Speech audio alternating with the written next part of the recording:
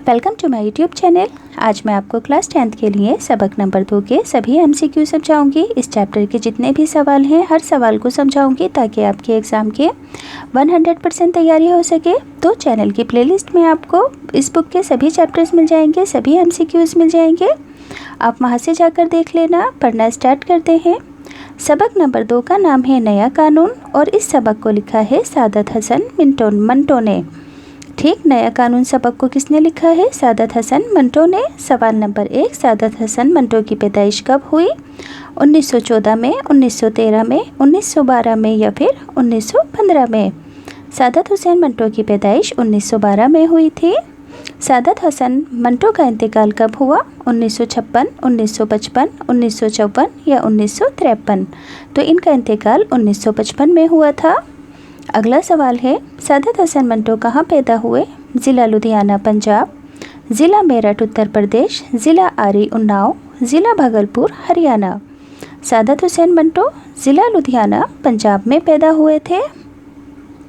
सवाल 4, सादत हसन मंटो के ख़ानदान का ताल्लुक़ कहाँ से था? पाकिस्तान से, कश्मीर से, पंजाब से या फिर दिल्ली से? तो इनके ख़ानदान का ताल्लुक़ कश्मीर से था।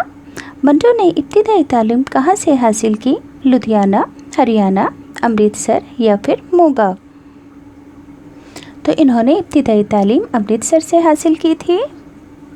अगला सवाल है, मंटो आला तालीम हासिल करने के लिए कहाँ गए? मुंबई, अलीगढ़, मध्य प्रदेश या फिर हरियाणा?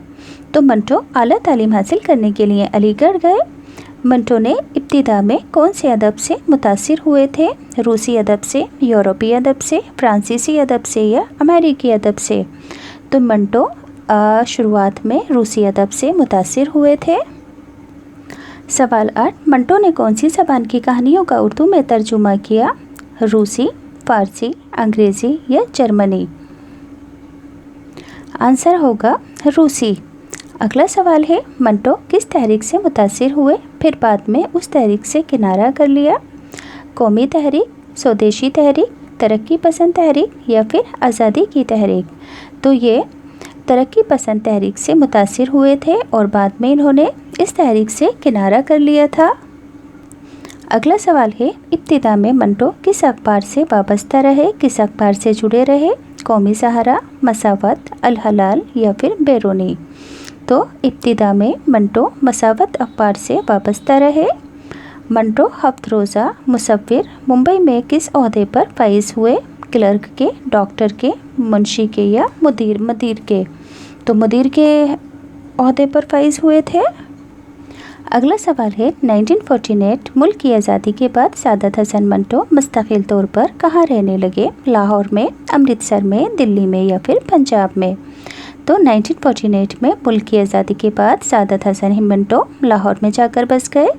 सादत हसन मंटो के पहले अफसाने का नाम क्या था? बागबान, तमाशा, रंग या फिर आंसू? तो इनके पहले अफसाने का नाम था तमाशा।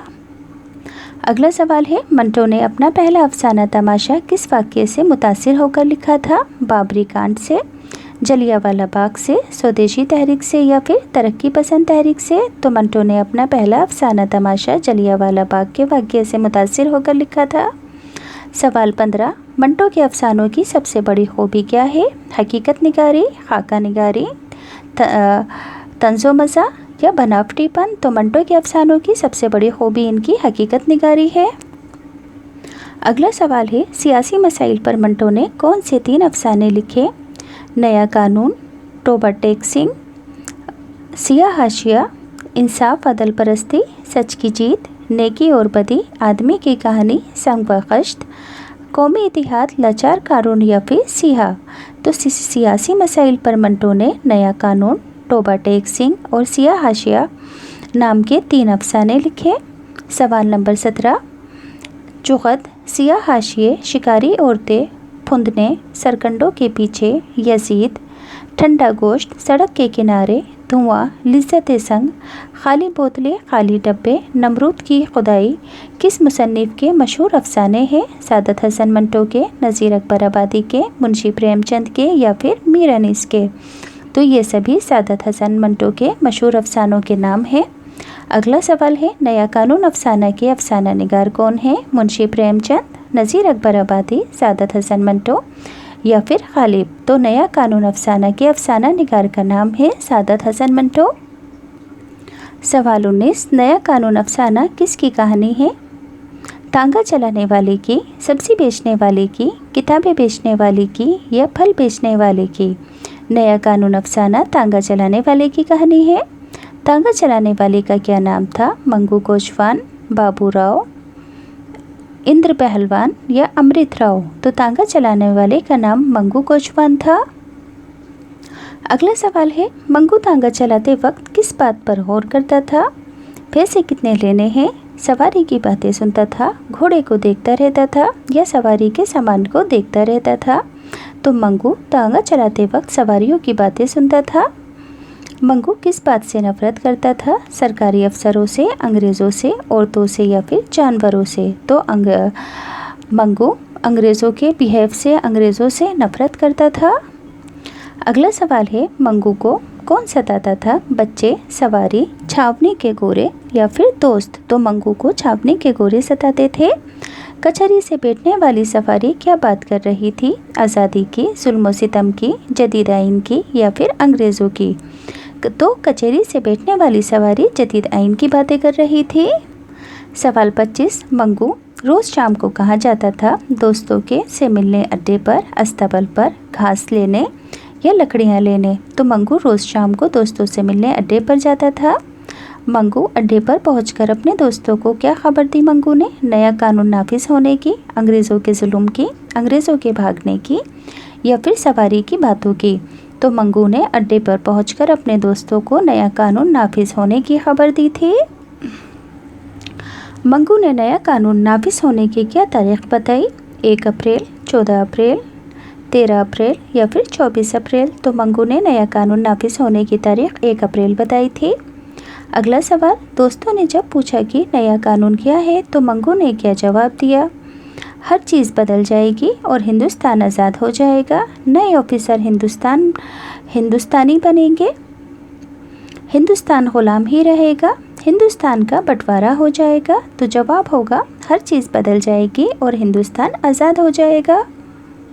अगला सवाल है, 31 तारीख को खुशी में मंगू ने क्या ख़रीदा था? घोड़े की कलगी, नए कपड़े, नया तांगा, नया हुक्का? तो 31 तारीख को खुशी में मंगू ने घोड़े की नई कलगी खरीदी थी।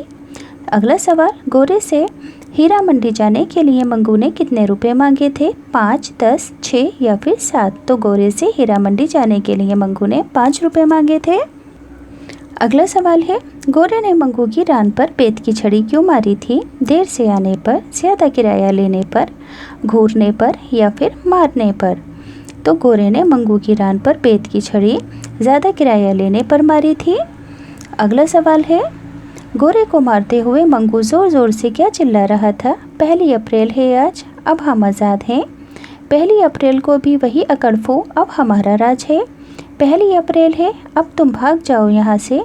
1 अप्रैल को सब झूठ बोलते हैं, तू भी झूठा है। तो आंसर होगा 1 अप्रैल को भी वही अकड़फू, अब हमारा राज है। अगला सवाल है, मंगू कोचवान अनपढ़ होने के बावजूद दुनिया भर की बातों का इल्म कैसे होता था? सवारियों की बातें सुनकर, वकीलों की बातें सुनकर, पड़ोसियों की बातें सुनकर या दोस्तों की बातें सुनकर? तो मंगू कोचवान को दुनिया भर की बातों का इल्म सवारियों की बातें सुनकर होता था। अगला सवाल, मंगू ने माधो चौधरी से क्या पेशन गोई की थी कि स्पेन में जंग छिड़ने की, नया कानून लागू होने की, अंग्रेज़ों के हिंदुस्तान से भागने की या फिर गोरों को मारने की? तो मंगू ने माधो चौधरी से स्पेन में जंग छिड़ने की पेशन गोई की थी। अगला सवाल, उस्ताद मंगू को अंग्रेज़ों से नफ़रत क्यों थी? क्योंकि वे हिंदुस्तान पर अपना सिक्का चलाते थे, हिंदुस्तान में रहते थे या गरीबों को मारते थे या मंगू को चिढ़ाते थे? तो उस्ताद मंगू अंग्रेज़ों से नफ़रत इसलिए करता था क्योंकि उन्होंने हिंदुस्तान पर अपना सिक्का जमा रखा था। अगला सवाल है, मंगू उस्ताद नया कानून बनने के बारे में क्या सोचता था? अंग्रेज़ों से निजात मिल जाएगी, हिंदुस्तान अमीर हो जाएगा, नौकरी मिलेगी, हिंदुस्तान से गरीबी दूर हो जाएगी। तो मंगू उस्ताद नया कानून बनने के बारे में सोचता था कि अंग्रेज़ों से निजात मिल जाएगी। अगला सवाल, तांगे में बैठने वाले मारवाड़ी क्या बातें कर रहे थे? नए कानून की, आज़ादी की, अंग्रेज़ों की या हिंदुस्तान की? तो वो नए कानून की बातें कर रहे थे। अगला सवाल, मंगू ने इंडिया एक्ट को किसके साथ मिला दिया था? रूस वाले बादशाह से, ईरान के कानून से, फ्रांस के कानून से या फिर आज़ादी से? तो मंगू ने इंडिया एक्ट को रूस वाले बादशाह से मिला दिया था। मंगू ने घोड़े की कलगी कितने में खरीदी थी? 14.5 आने, 10 आने, 12 आने या 8.5 आने? तो मंगू ने घोड़े की कलगी 14.5 आने में खरीदी थी। अगला सवाल, मंगू ने कलगी किससे खरीदी थी? खुदा बख्श से, बख्तर अली से, मौला बख्श से या इस्माइल अली से? तो मंगू ने कलगी खुदा बख्श से खरीदी थी।